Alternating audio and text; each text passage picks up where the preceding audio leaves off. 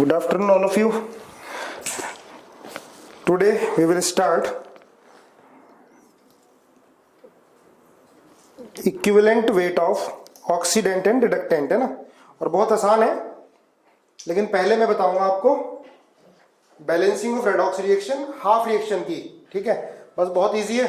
उसे करने के बाद हम इक्विवेलेंट वेट करेंगे ऑक्सीडेंट और रिडक्टेंट का। ठीक है, तो देखो जैसे ये है बैलेंसिंग ऑफ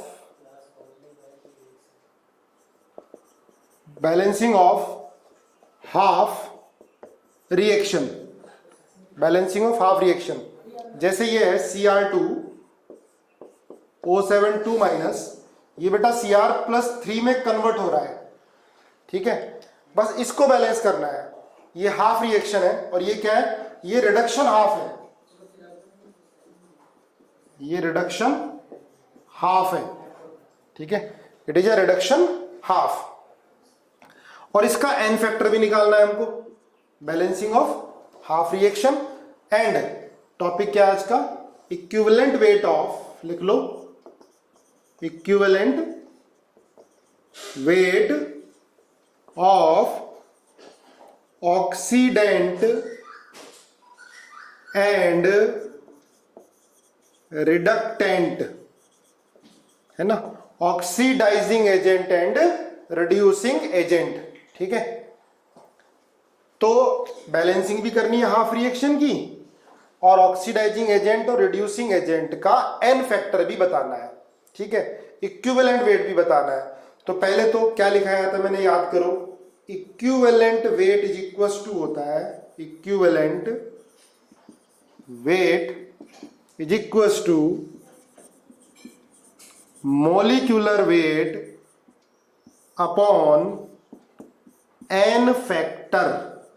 ठीक है, यही पढ़ा था, equivalent weight is equals to molecular weight upon N factor. अब बेटा इसमें एन फैक्टर क्या होता है, लिखो, एन फैक्टर होता है टोटल लॉस और गेन ऑफ इलेक्ट्रॉन, जिसका इक्विवेलेंट वेट पूछा है उसमें टोटल लॉस और गेन ऑफ इलेक्ट्रॉन। ठीक है, लिखो एक बार, देखो सुनो, एन फैक्टर टोटल लॉस और गेन ऑफ इलेक्ट्रॉन, इसका मतलब समझ में आएगा। या लिख सकते हैं चेंज इन ऑक्सीडेशन नंबर। बेटा इस टॉपिक को बड़े ध्यान से पढ़ना है, ये आपको फिजिकल केमिस्ट्री में 3 या 4 चैप्टर में काम आने वाला है। ये हमारा मोल नहीं चल रहा, मोल कई सारे चैप्टर मोल के अंदर आ गए हैं, है ना। जैसे रेडॉक्स रिएक्शन इसमें कंप्लीट होने वाला है मोल के अंदर ही। ठीक है, बार बार नोट्स और डीपीपी करते जाओ अच्छे से। अभी एक डीपीपी आपको दिव्या मैम ने भेजी है, कल 10 बजे तक आपको उसको सबमिट करनी है। अच्छे क्वेश्चन है, थोड़े टफ हैं, इजी हैं। फिर कल आपको एक रेडॉक्स रिएक्शन की डीपीपी मिलेगी, फिर परसों आपको एन फैक्टर की डीपीपी मिलेगी। ठीक है, तो एन फैक्टर क्या होगा बेटा, टोटल लॉस और गेन ऑफ इलेक्ट्रॉन या चेंज इन ऑक्सीडेशन नंबर, है ना। अभी आपको एग्जांपल से समझ में आएगा। ठीक है, कि टोटल लॉस और गेन ऑफ इलेक्ट्रॉन कैसे कह रहा हूं। देखो समझो, Cr2O72 माइनस, हमें इसका इक्विवेलेंट वेट निकालना है। तो देखो Cr2O72 माइनस में 2 Cr है बेटा। तो पहले अगर रिएक्शन को बैलेंस करना है तो बैलेंस करने के लिए क्या करोगे, दोनों को हम एक साथ करेंगे, हम बैलेंस भी करना है और एन फैक्टर भी निकालना है। अब यहाँ 2 Cr है, 2 से मल्टीप्लाई कर दो। ठीक है, अब देखो यहाँ पर Cr का ऑक्सीडेशन नंबर कितना है बेटा, 6 है। एक Cr का निकाल सकते हैं ना, 2 × x + 7 × -2 इज इक्वल टू -2। यहां से x आ जाएगा कितना, 6। x मतलब एक Cr का, पर बेटा Cr कितने हैं, 2 हैं, तो 2 Cr का कितना होगा, 12, है ना। यहां पर एक Cr का 3 है, 2 Cr का कितना होगा, 6। अब देखो एक Cr का 6 या एक Cr का 3, तो एक Cr में कितने का चेंज आएगा, 3 का, पर 2 Cr में कितना आएगा बेटा, 12 का चेंज आएगा।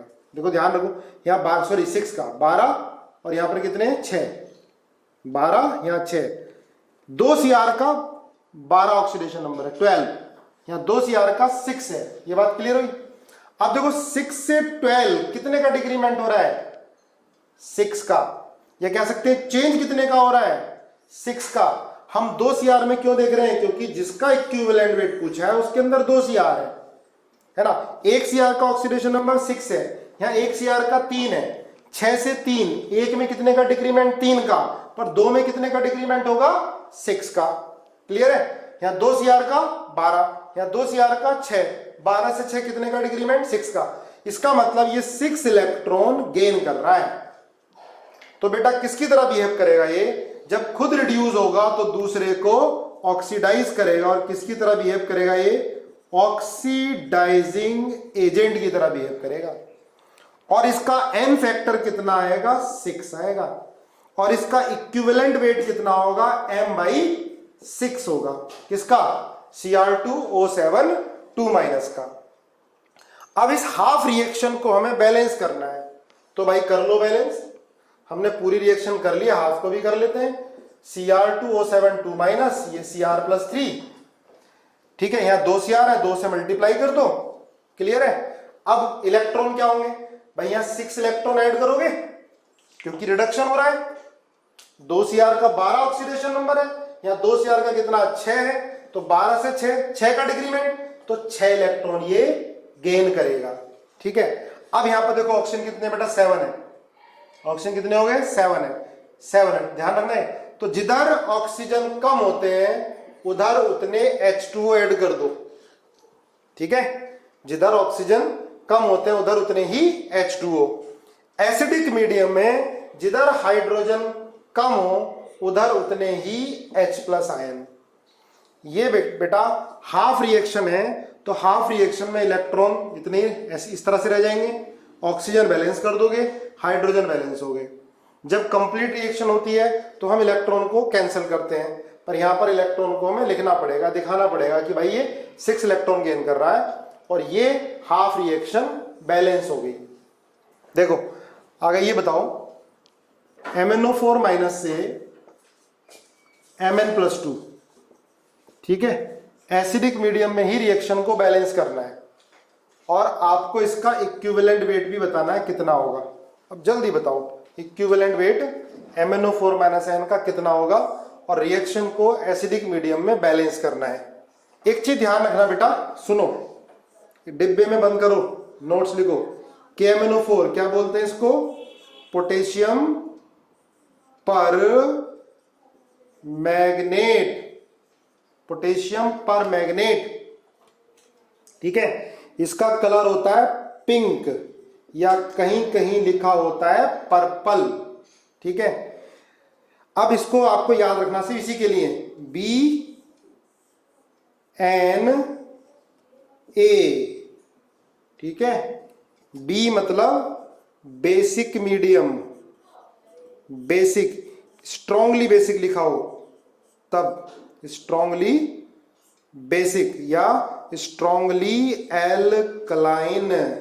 ध्यान रखना, बड़ा ज्यादा पूछे जाने वाला क्वेश्चन है।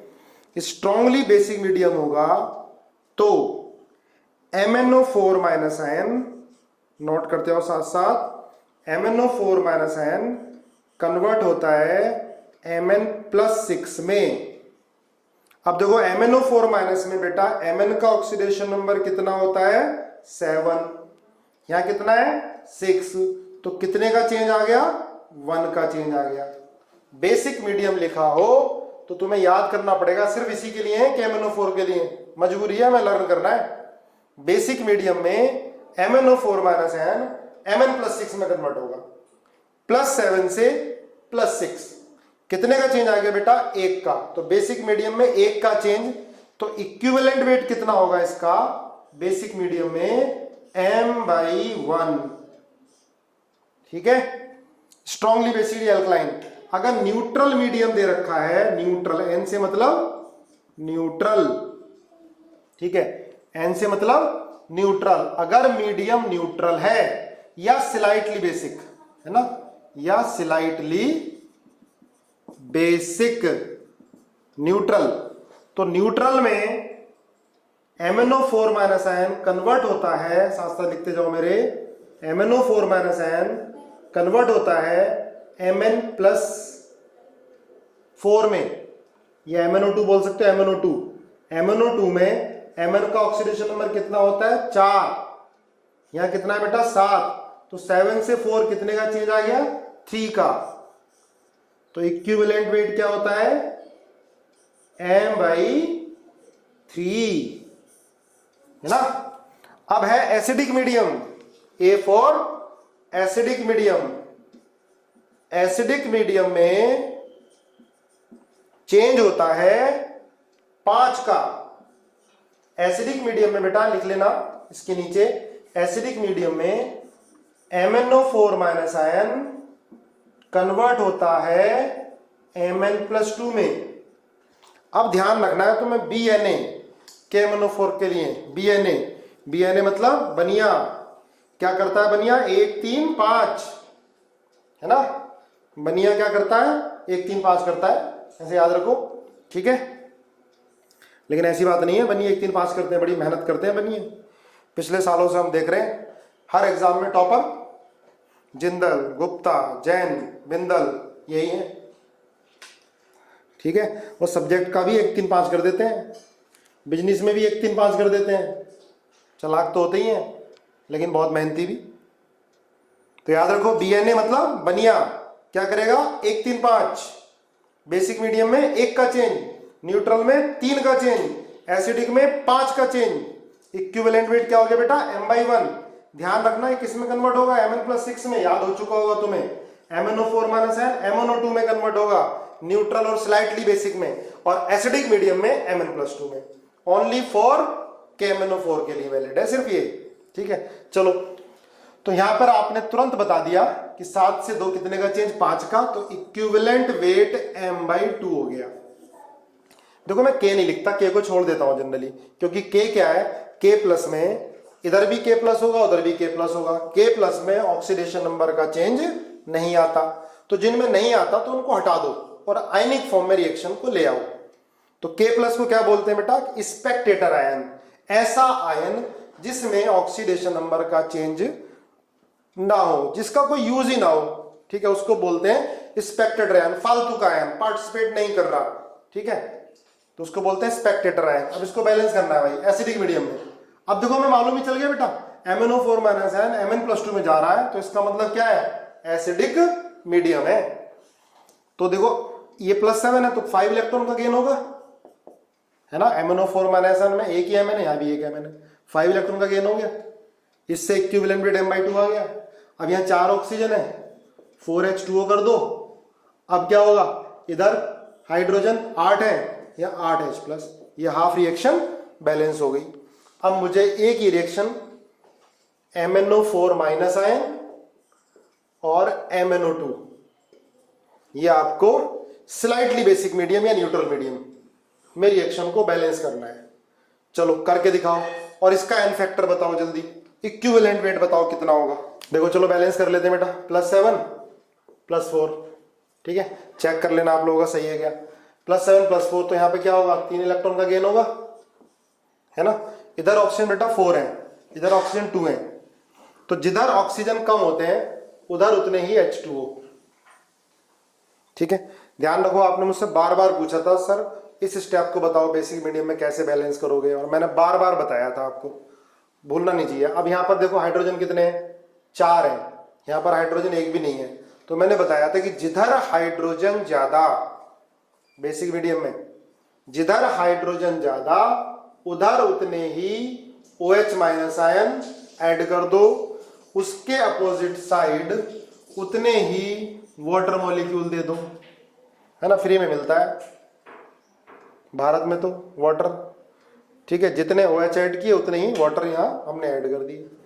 अब यहाँ 4H2 है, यहाँ 2H2 है, इधर लेकर आओगे तो 2 बचेगा, तो बेटा रिएक्शन ये आ गई MnO4 minus ion plus 2H2O plus 3 electron, ये क्या आ गया? MnO2 plus 4 OH minus ion, ठीक है। ये रिएक्शन हो गई बैलेंस, किसमें? बेसिक मीडियम में। इस रिएक्शन को हमने बैलेंस कर लिया, ठीक है।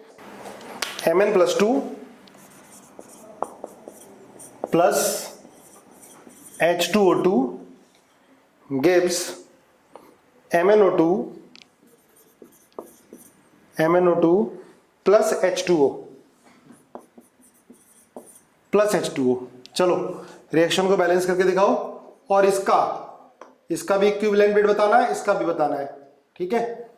अब आपको देखना है इसमें किसका ऑक्सीडेशन हो रहा है, किसका रिडक्शन हो रहा है, करके दिखाओ मुझे, है ना। दोनों का इक्विवेलेंट वेट और इस कंप्लीट रिएक्शन को बैलेंस करो, जल्दी जल्दी करो। Mn का m/2 ठीक है, H2O2 का कितना होगा, Mn का m/2, सब ने बिल्कुल सही बताया। देखो पहले इधर देखो, Mn यहाँ +2 है और Mn एक ही है, इधर भी Mn एक है, कितना बेटा +4 है ना। ध्यान से सुनो, +2 से +4 कितने का चेंज आ गया, 2 का चेंज, तो कितना होगा इसका इक्विवेलेंट वेट, इसका हो गया m/2। तुम सबने सही बताया बिल्कुल। H2O2 में 2 ऑक्सीजन है, ध्यान रखना, देखो ध्यान से देखो, H2O2 में 2 ऑक्सीजन है, एक का -1 होता है H2O2 में क्योंकि परोक्साइड है। अब तो याद हो चुका होगा, इतनी प्रैक्टिस हो गई। H2O2 में हाइड्रोजन परोक्साइड है बेटा, हाइड्रोजन परोक्साइड में परोक्साइड लिंकेज होती है, ये +1 -1, ये +1 ये -1, तो 2 ऑक्सीजन है ना H2O2 में। मैंने H2O2 का इक्विवेलेंट वेट पूछा है, H2O2 में 2 ऑक्सीजन है, तो 2 का चेंज देखोगे, तो 2 ऑक्सीजन का कितना होगा बेटा -2, यहाँ एक का -2 होता है, 2 का कितना होगा -4, 2 का चेंज देखना पड़ेगा। तो -2 से -4 कितने का चेंज, 2 का, तो कितना हो गया, इसका भी m/2 हो गया, ठीक है। अब रिएक्शन को बैलेंस करना है, तो शॉर्टकट मैंने बताया था, उसी से करो। देखो +2 से +4 कितने का इंक्रीमेंट बेटा, 2 का इंक्रीमेंट। -2 से -4 कितने का डिक्रीमेंट, 2 का डिक्रीमेंट, है ना। +2 से +4 2 का इंक्रीमेंट, -2 से -4 2 का डिक्रीमेंट, ठीक है। एक चीज और ध्यान रखना, एक बात मैंने आपको बताई थी कि जिन एटम में ऑक्सीडेशन नंबर का चेंज होता है उनको पहले बैलेंस करते हैं।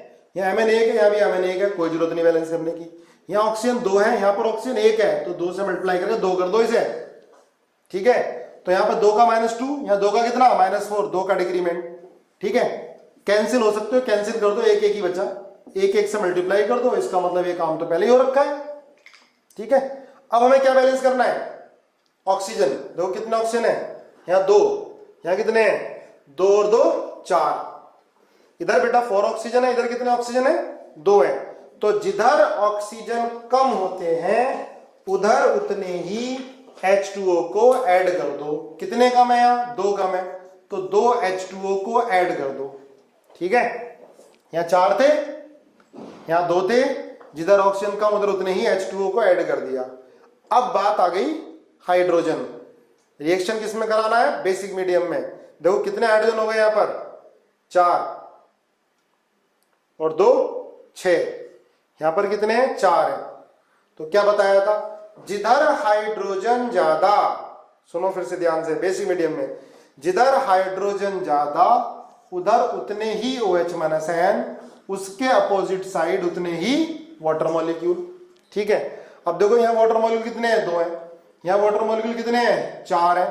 तो अब कंप्लीट रिएक्शन यहां लिखो, Mn+2 plus H2O2 plus 2OH-N, MnO2 plus 2H2O, है ना, 2 से तो 2 कैंसिल हो गया था। अभी देखो रिएक्शन बैलेंस हो रही है क्या भाई, यहाँ पर ऑक्सीजन 2 और 2 4, यहाँ पर 2 और 2 4, हाइड्रोजन 2 और 2 4, हाइड्रोजन 4। बताओ यस और नो लिखो, रिएक्शन समझ में आई। अगला एग्जाम्पल देख लो, लिखो MnO4-N,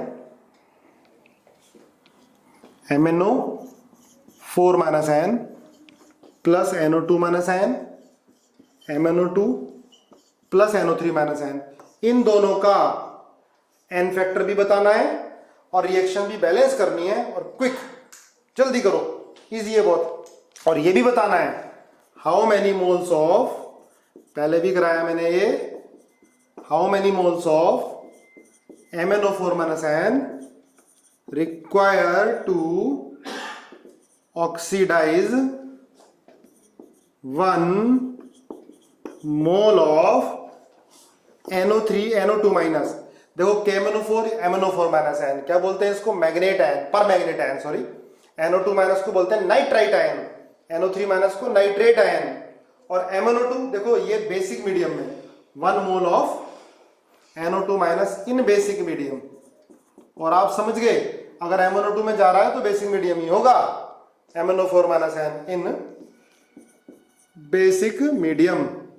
जल्दी बताओ। ठीक है, चलो सारे क्वेश्चन सबने बड़े जल्दी कर दिए। तो देखो यहाँ +7 है बेटा, और यहाँ कितना है +4 है। +7 से +4 कितने का डिक्रीमेंट हो रहा है? 3 का डिक्रीमेंट हो रहा है ना। 3 का डिक्रीमेंट कर दें, 3 का डिक्रीमेंट, 3 का डिक्रीमेंट कर दिया।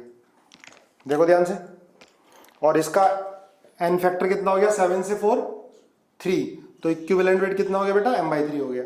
NO2 माइनस में n+3 है, और यहाँ कितना है? +5 है, यही है। NO2 माइनस +3, NO3 माइनस +5, तो +3 से +5 कितने का चेंज आ रहा है? 2 का। तो NO2 माइनस का इक्विवेलेंट वेट m/2 हो गया। +3 से +5, +3 से +5, 2 का चेंज, इक्विवेलेंट वेट कितना आ गया? m/2 आ गया। तो यहाँ पर 2 का इंक्रीमेंट हो रहा है, क्रॉस मल्टीप्लाई कर दो। ठीक है, ये मैंने बताया था आपको शॉर्टकट। इसे 2 से, इसको 3 से, Mn वाले को 2 से किया है, 2 से मल्टीप्लाई कर दिया। NO2 वाले को 3 से किया है, 3 से मल्टीप्लाई कर दिया, है ना। देखो एटम तो पहले भी यहाँ एक था, यहाँ भी एक था, Mn यहाँ भी एक था, यहाँ भी एक था, बैलेंस करने की जरूरत नहीं थी। ठीक है, तो अब ये क्वेश्चन हो गया, how many moles of MnO4 minus N require to oxidise 1 mole of NO2 minus in basic medium. ये हो गया भाई। 2 मोल कितने मोल को ऑक्सीडाइज कर रहे हैं? 3 को। तो 1 मोल कितने को करेगा भाई? 3/2 को, है ना। क्लियर है। अब रिएक्शन को बैलेंस करना है, तो कर दो बैलेंस। इधर कितने ऑक्सीजन है? 8 6 14 ऑक्सीजन इधर, है ना। इधर कितने हैं? 4, ठीक है, और 9 13 है यहां पर। ठीक है, 13 है।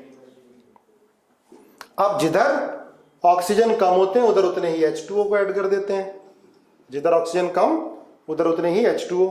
अब क्या बैलेंस कर रहा है हमें बेसिक मीडियम में? हाइड्रोजन। देखो इधर एक भी हाइड्रोजन नहीं है, इधर कितने हाइड्रोजन हैं? 2। तो बेटा जिधर हाइड्रोजन ज्यादा बेसिक मीडियम में उधर उतने ही OH माइनस N, उसके अपोजिट साइड उतने ही वाटर मॉलिक्यूल। ठीक है, अब कंप्लीट बैलेंस रिएक्शन लिख लो। 2 MnO4 माइनस, लिखो साथ साथ, 3 NO2 minus, give twice MnO2 plus 3 NO3 minus plus 2OH minus N। भाई वाटर एक यहाँ था, यहाँ 2 थे, यहाँ 2 थे, तो इधर एक ही बचेगा, 1 लिख दो यहाँ, प्लस H2O। हो गई रिएक्शन बैलेंस। अब काफ़ी हो गई, ठीक है, बैलेंसिंग ऑफ रिएक्शन काफ़ी हो गई। अब आपको डीपीपी में जितने भी क्वेश्चन होंगे सॉल्व करने होंगे। ठीक है, समझ में आ गया बेटा। देखो आगे, अब आपको एन फैक्टर बताना है, equivalent wait. Calculate equivalent weight of oxidant and reductant. ठीक है, ये देखो पहला Cr2O Cr+3। अब बैलेंस नहीं करना, डायरेक्ट आपको लेफ्ट हैंड वालों का इक्विवेलेंट वेट बताना है। ठीक है, इनमें से मैक्सिमम तो कर ही चुके हो आप, C2O4 2 माइनस से CO2। अब ध्यान रखना कि लेफ्ट वालों में कौन ऑक्सीडाइजिंग एजेंट होगा, कौन रिड्यूसिंग एजेंट होगा, ये भी ध्यान रखना है। और लेफ्ट वालों का ही आपको इक्विवेलेंट वेट बताना है। 3 H2O2 से O2, 4 H2O2 से H2O, 5 H2O2 से OH minus N, 6 NH4 plus से N2, 7 N2 से NH3, 8 N2 से HNO3, 9 P4 से PH3 10, P4 से H3PO2 11, S8 से H2SO4 12, I माइनस से IO3 माइनस 13, I2 से I माइनस, ठीक है, 14,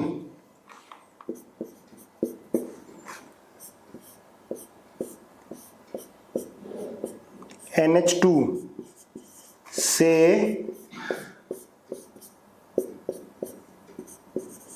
NO2, NH2 से NO2, ये कार्बन है सारे। चलो चेक करो, ये देखो रिड्यूस हो रहा है ना, तो क्या हो गया, ऑक्सीडाइजिंग एजेंट। अब दो है Cr, ध्यान रखना, Cr2O7 2- का मैंने इक्विवेलेंट वेट पूछा है, तो Cr2O7 2- में 2 Cr है, तो बेटा एक में अगर 6 का चेंज है, तो एक में 3 का है, तो 2 में 6 का है ना। देखो एक का ऑक्सीडेशन नंबर 6 है, यहाँ एक का 3 है, 6 से 3 कितने का, 3 का चेंज, लेकिन Cr कितने, 2 में कितने का चेंज, 2 में कितने का, 6 का, तो m/6, पहला वाला सबने सही किया। अगर मैं Cr+3 का पूछता, तो एक ही तो Cr है इसमें, तो क्या बोलते हैं, m/3। जिसका मैं पूछता हूं उसमें कितने एटम है जिनका ऑक्सीडेशन नंबर का चेंज हो रहा है, वो देखना जरूरी है। अब C2O4 2-, बेटा यहां पर एक का कितना है, 3 है, यहाँ एक का कितना है, 4 है, एक में कितने का चेंज, एक का, पर C2O4 2- में 2 C है, तो 2 C में कितने का चेंज आएगा, 2 का चेंज आएगा, ठीक है, तो m/2। और क्या हो रहा है, ये ऑक्सीडाइज, तो ये किसकी तरह बिहेव करेगा, रिड्यूसिंग एजेंट की तरह बिहेव करेगा, है ना, लिख लो। H2O2 में भी 2 ऑक्सीजन है, इधर भी 2 है, ठीक है। अब देखो बेटा, यहाँ एक का -1 होता है, 2 का क्या होगा, -2, यहाँ 2 का क्या होगा, 0, -2 से 0 कितने का चेंज, 2 का, तो क्या हो गया, m/2। अब देखो -2 से 0 क्या हो रहा है, ऑक्सीडाइज, तो यहां पर H2O2 रिड्यूसिंग एजेंट की तरह बिहेव कर रहा है, क्लियर है। m/2 इसका इक्विवेलेंट वेट हो गया, ये भी सही होगा आपका। H2O2 ये -2, बेटा -1 से -2 है, -1 से -2 क्या हो रहा है, रिड्यूस हो रहा है, तो यहां पर ये किसकी तरह बिहेव करेगा, ऑक्सीडाइजिंग एजेंट। अगर ये H2O में कन्वर्ट होगा तो किसकी तरह बिहेव करेगा, ऑक्सीडाइजिंग एजेंट की तरह। अगर ये O2 में कन्वर्ट होगा तो किसकी तरह बिहेव करेगा, रिड्यूसिंग एजेंट की तरह, क्लियर है। तो H2O2 दोनों की तरह बिहेव करता है, oxidising as well as reducing agent, clear है। चलो आगे, तो इसका इक्विवेलेंट वेट कितना होगा बेटा, 2 ऑक्सीजन है यहां पर, तो एक में एक का चेंज देखो, -1 से -2, तो 2 में कितने का, 2 का चेंज, m/2। अब H2O2 से OH- OH- में बेटा O का -2 ही तो है ना, निकाल लो, x + 1 = -1 -2, यहाँ -2 है एक ऑक्सीजन का, यहाँ एक का कितना है, -1 है, तो 2 का कितना होगा बेटा, -2, यहाँ 2 का कितना होगा, -4, -2 से -4 कितना हो गया, 2 का चेंज, m/2। अब देखो -1 से -2 हो रहा है, खुद क्या हो रहा है, रिड्यूस हो रहा है, दूसरे को क्या करेगा, ऑक्सीडाइज, तो यहां भी ये ऑक्सीडाइजिंग एजेंट की तरह बिहेव करेगा, क्लियर है। अब NH4+ देखो, NH4+ में नाइट्रोजन का ऑक्सीडेशन नंबर कितना है, -3 है, और N2 में नाइट्रोजन का कितना होता है, 0। अब सुनो फिर से ध्यान से, NH4+ का पूछ रहा हूं मैं, NH4+ में नाइट्रोजन 1 है और एक का -3 है, और यहां एक का कितना होगा, 0, -3 से 0 क्या हो गया, चेंज कितने का हो गया, 3 का, तो इक्विवेलेंट वेट कितना हो गया बेटा, m/3। और ये -3 से 0 खुद क्या हो रहा है, ऑक्सीडाइज, तो ये किसकी तरह बिहेव करेगा, रिड्यूसिंग एजेंट की तरह बिहेव करेगा। अब इधर आ जाओ, देखो N2 0, यहां पर NH3 का कितना हो गया बेटा, -3, तो 0 से -3 कितने का चेंज, 3 का, एक नाइट्रोजन में, पर नाइट्रोजन कितने हैं, 2 हैं, तो 2 में कितने का, 6 का, क्लियर है। यहां भी नाइट्रोजन 2 है, यहां पर एक का 0, यहां पर एक का कितना है, +5, HNO3 है बेटा, HNO3 में नाइट्रोजन का +5, 0 से +5, एक में 5 का चेंज, पर N2 कितने, 2 है, 2 में कितने का चेंज, 10 का, तो m/10 आ गया। अब देखो P4, यहां पर जीरो, यहाँ कितना होगा -3, पर हमने P4 का बताना है। तो बेटा एक में 3 का चेंज 0 से -3, पर P4 में फास्फोरस कितने हैं 4, तो 4 में कितने का चेंज 12, m/12 आ गया। हो गया क्लियर।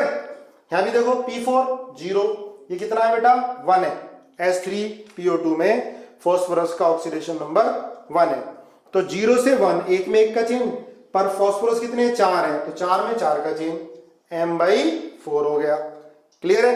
यहां S8 में सल्फर का 0, यहां पर कितना है बेटा 6, एक में 6, तो 8 में कितना हो गया, एक में 6 का चेंज, पर सल्फर कितने 8 है, तो 8 में कितना होगा बेटा 48, m/48 आएगा यहां पर S8 का, 8 सल्फर है ना। ठीक है। यहां -1 है, यहां +5 है, तो -1 से +5 कितने का चेंज 6 का, -1 से +5 कितने का 6 का। ठीक है ना। तो i माइनस में एक ही आई है, तो m/6 ही हो गया। अब देखो i2 से -1, यहाँ 0 है, 0 से -1, 0 से -1, एक में 1 का चेंज, पर i2 कितने हैं 2 हैं, तो 2 में 2 का चेंज। अब बच गया 14। देखो कैसे करेंगे 14 को,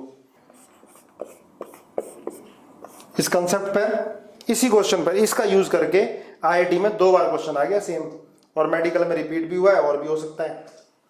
ये पहले वाले कंपाउंड को बोलते हैं एनिलीन, नाम की अभी कोई जरूरत नहीं है, परेशान मत होना। ठीक है। NH2 है ना, ये किस में कन्वर्ट हो रहा है, NO2 में, ध्यान से सुन लो, NO2 में। ठीक है, ये मैंने बता रखा था क्यों लगाते हैं इसको पहले ही। ठीक है, ये 2 इलेक्ट्रॉन अपने इसको शेयर करा रहा है, कोऑर्डिनेट बॉन्ड बोलते हैं इसको। चलो देखो NH2 है बेटा।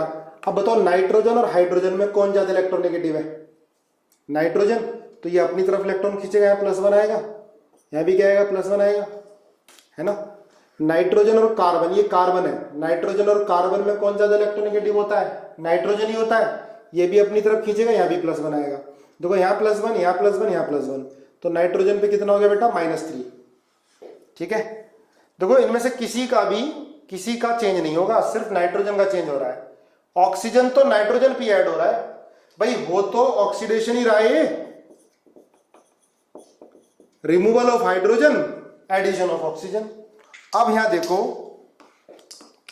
ऑक्सीजन, ये 2, ये भी कोऑर्डिनेट से 2 इलेक्ट्रॉन लेता है -2, और यहां कितना होगा बेटा, नाइट्रोजन और ऑक्सीजन में कौन ज्यादा इलेक्ट्रोनेगेटिव, सॉरी नाइट्रोजन और कार्बन में कौन ज्यादा, नाइट्रोजन अपनी तरफ खींचेगा, यहाँ +1 होगा, यहाँ -2 +1, चारों तरफ का ऐड करो, कितना आ गया -3, तो नाइट्रोजन का कितना आ गया +3, -3 से +3 कितने का चेंज 6 का, इक्विवेलेंट वेट कितना आ गया m/6। दोबारा देख लो, चाहे नाइट्रोजन है, यहाँ हाइड्रोजन पर +1 कार्बन पे +1, चारों तरफ +3, यहाँ पर -3, यहाँ -2 यहाँ +1, चारों तरफ का ऐड करो, -3, यहाँ क्या आएगा +3, -3 से +3 कितने का चेंज 6 का, कितना हो गया m/6 हो गया। अब मुझे आगे एक क्वेश्चन, 2-3 क्वेश्चन हो, अभी तो बहुत सारे क्वेश्चन होने, प्रैक्टिस करनी है काफी, ये करके दिखाओ। Cu2S, देखते हैं कौन कौन कर पाता है, Cu+2 + SO2। ठीक है, इसमें आपको Cu2S का इक्विवेलेंट वेट बताना है। चलो चेक करते हैं, है ना। अब देखो बेटा, यहां पर कॉपर Cu2S है, यहां कॉपर का 1 है वैलेंसी, कॉपर +1 है, और सल्फर क्या है बेटा -2 है ना। यहां कॉपर +2 है, सल्फर कितना है +4 है। अब बड़े ध्यान से देखो, कॉपर +1 से, यहां कॉपर का ऑक्सीडेशन नंबर +1 है, कॉपर +1 से +2 हो रहा है, कॉपर में 1 का इंक्रीमेंट हो रहा है, लेकिन कॉपर कितने हैं 2, एक कॉपर में 1 का इंक्रीमेंट, तो 2 कॉपर में 2 का इंक्रीमेंट होगा, तो बेटा कॉपर में 2 का इंक्रीमेंट हो रहा है, इसका मतलब कॉपर 2 इलेक्ट्रॉन का लॉस कर रहा है ना। सल्फर -2 है, यहां -2 से +4, तो -2 से +4 कितने इलेक्ट्रॉन का चेंज, कितने इलेक्ट्रॉन का इंक्रीमेंट, -2 से 4 6 इलेक्ट्रॉन, तो 6 इलेक्ट्रॉन का किसमें हो रहा है, सल्फर में। तो बेटा देखो यहां भी इंक्रीमेंट हो रहा है, यहां भी इंक्रीमेंट हो रहा है, ये भी इलेक्ट्रॉन का लॉस कर रहा है, ये भी इलेक्ट्रॉन का लॉस कर रहा है। और कितने इलेक्ट्रॉन का लॉस कर रहे हैं? 8 इलेक्ट्रॉन का लॉस कर रहे हैं, दोनों मिलके, दोनों ही लॉस कर रहे हैं ना भाई। कॉपर +1 से +2, एक कॉपर पर, कॉपर कितने हैं? 2, तो 2 कॉपर में कितने का? 2 का इंक्रीमेंट, 2 कॉपर 2 इलेक्ट्रॉन लॉस करेंगे। सल्फर -2 से +4, एक सल्फर कितना? 6 का इंक्रीमेंट, एक ही सल्फर है। टोटल ये मॉलिक्यूल, मैंने इसका पूरे का इक्विवेलेंट वेट पूछा है। ये जो मॉलिक्यूल है, ये एक मॉलिक्यूल कितने इलेक्ट्रॉन कर रहा है? 8 इलेक्ट्रॉन का लॉस कर रहा है। तो बेटा इसका इक्विवेलेंट वेट कितना हो गया? m/8 हो गया। लिखो FeC2O4 ये कन्वर्ट हो रहा है Fe+3 CO2 में। ठीक है, मैंने पहले भी कराया है। इसको बोलते हैं बेटा फेरस ऑक्सलेट। बोलो, ferrous oxalate, FeC2O4 ferrous oxalate. इसमें फेरस ऑक्सलेट का n फैक्टर बताना है आपको, इक्विवेलेंट वेट बताना है। बेटा ये फेरस ऑक्सलेट है, Fe+2 C2O4 2 Fe+2 C2O4 2 है ना, Fe+2 C2O4 2 यहाँ Fe+2 से Fe+3 हो रहा है ना। तो Fe में एक का इंक्रीमेंट है, Fe में। अब यहाँ C2O4 2 है, मैंने पहले ही बताया ऐसे ब्रेक होता है C2O4 2 यहाँ एक कार्बन का 3 है और 2 कार्बन ना, 2 का कितना है बेटा? 6 है। यहाँ एक का 4 है तो 2 का कितना होगा? 8 होगा। तो 6 से 8 कितने का इंक्रीमेंट है? 2 का इंक्रीमेंट। तो 2 का इंक्रीमेंट कार्बन में हो रहा है, एक का इंक्रीमेंट आयरन में हो रहा है। 2 और 1 3, कितने इलेक्ट्रॉन का लॉस कर रहा है? 3 इलेक्ट्रॉन का। 1 मोल FeC2O4 कितने मोल ऑफ इलेक्ट्रॉन का लॉस कर रहा है? 3 मोल ऑफ इलेक्ट्रॉन का लॉस कर रहा है। कंसेप्ट समझो बेटा, क्योंकि कोई भी क्वेश्चन टेस्ट में नया आ सकता है और आते ही है नए।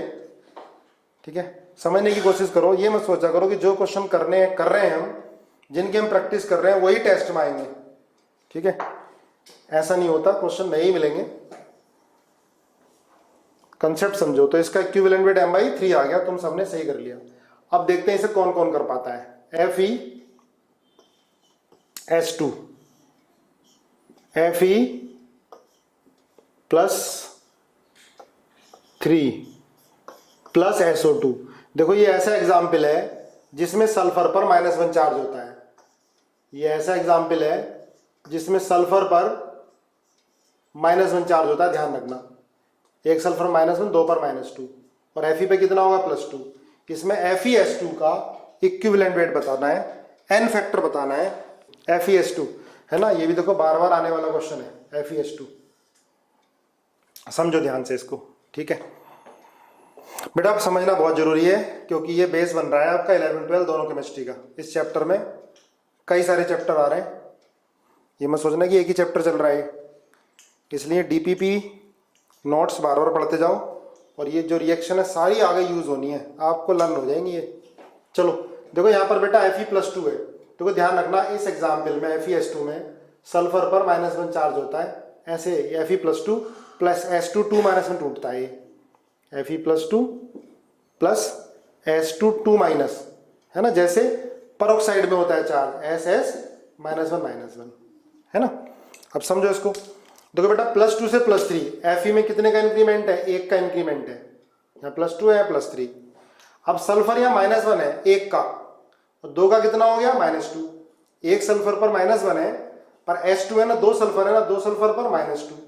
यहाँ एक सल्फर पर 4 है, तो 2 पे कितना होगा? 8 होगा।